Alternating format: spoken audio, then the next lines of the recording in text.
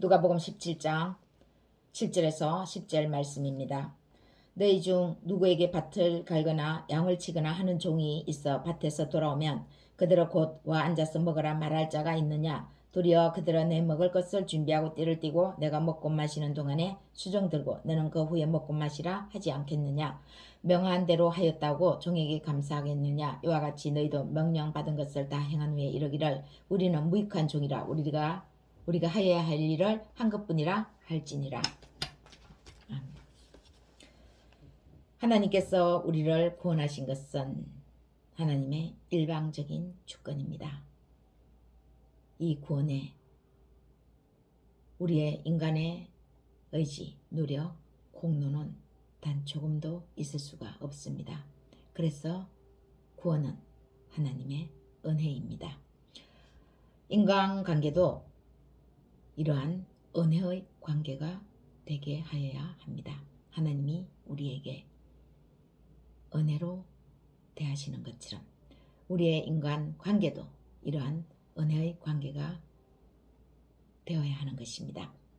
인간관계를 보상과 대가의 개념으로 생각하면 복잡해지고 얽히고 이해관계가 썩혀집니다. 소년과 나무 이야기가 있습니다. 소년은 어린 시절 나무에서 그네도 타고 나무에 매달리며 놉니다. 소년은 커가면서 나무와 점점 멀어집니다. 나무를 찾아오지 않습니다. 어느 날 도시에 나가서 살아야 한다며 나무에게 찾아와 열매를 요구합니다. 나무는 다 내줍니다. 한참이 지난 후 가족을 위해 집을 짓는다며 나무에게 칭을 댑니다. 그러자 나무는 자신의 나무 가지를 내어줍니다.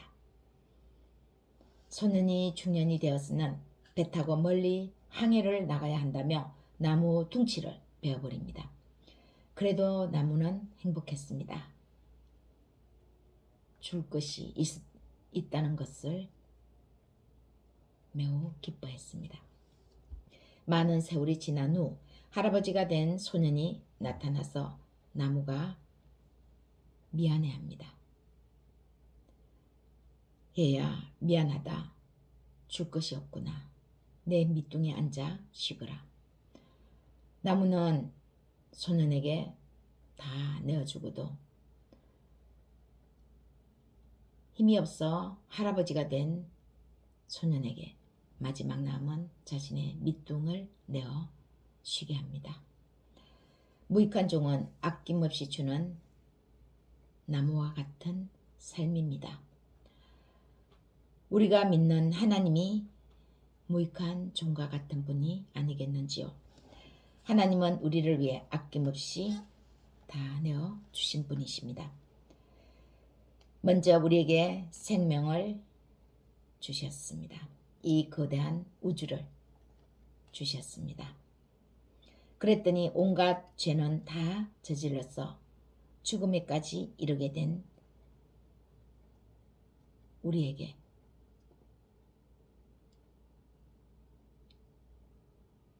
하나님은 안타까워 하십니다. 영원한 생명이신 자신을 우리에게 주신 분이십니다. 하나님이 하나님 자신을 우리에게 주신 것은 전부를 주신 것입니다. 피를 흘리며 그 피를 우리 몸 안에 흐르게 하신 것입니다. 하나님의 피, 그 피가 어떤 피입니까? 거룩한 피입니다.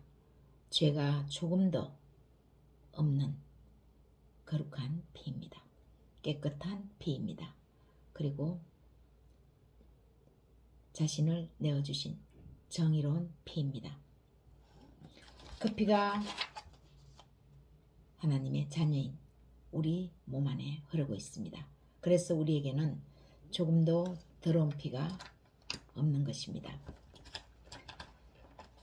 하나님은 우주와 생명을 주신 대가로 편히 계셔도 될 텐데 어린아이 마냥 인간이 가만히 놓아주질 않습니다. 우리의 실수로 불행을 자초하고도 왜 이렇게 나를 힘들게 하느냐며 원망하고 빨리 도와주지 않는다고 야단 법석입니다. 이 생명을 주시고 삶을 주시고 거대한 우주를 주셨으면 이 우주를 관리할 힘을 능력을 주셔야지 왜 이렇게 우주를 맡겼냐고 원망하는 것입니다.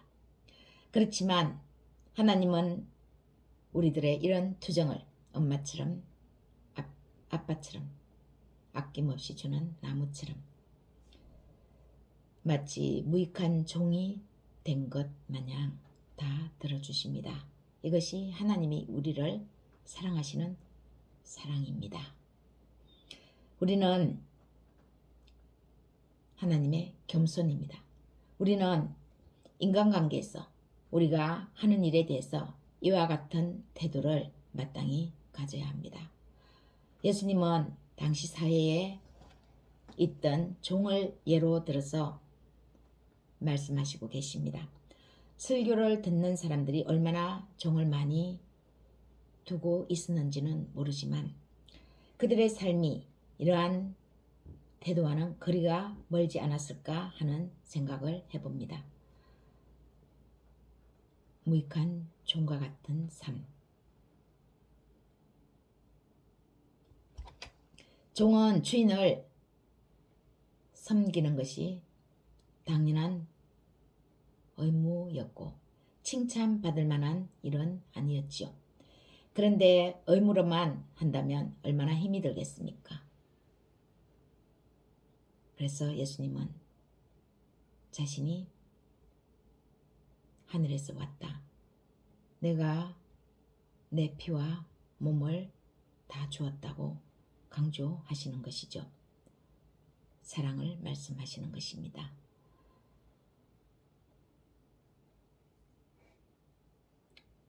대부분 사람들이 하나님에게서 생명을 부여받고 이 거대한 우주를 선물로 받았음에도 불구하고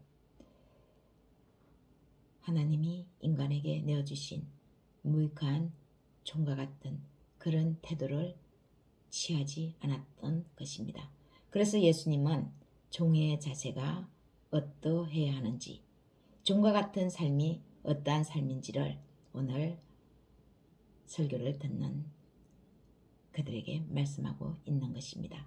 바로 우리에게 이와 같은 삶을 살아라고 말씀하십니다.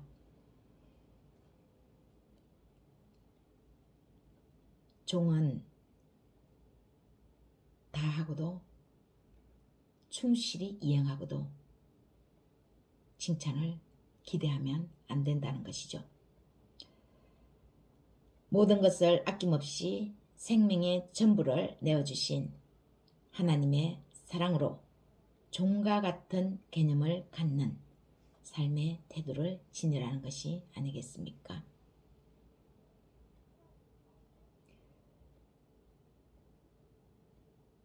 대가를 바라지 않는 삶이 종과 같은 삶입니다. 빌립보서 2장 6절 그는 근본 하나님의 본체시나 하나님과 동등됨을 취할 것으로 여기지 아니하시고 예수님 안에는 하나님의 거룩한 본능이 다 들어있습니다. 그러나 예수님은 자신이 하나님과 같은 그런 위치에 있다고 사람들에게 내세우지 않는 것입니다. 종이 아닙니다. 종은 아닌데 종과 같은 태도를 말합니다. 우리는 이미 하나님의 자녀입니다. 그러나 하나님의 자녀의 삶은 이 종과 같은 개념의 삶을 사는 것입니다. 우리는 우리 안에 이미 하나님의 본성이 있습니다. 우리 안에 거룩한 피, 정의로운 피, 사랑의 피, 생명의 피가 흐르고 있습니다. 하나님의 자녀의 신분으로서의 말입니다.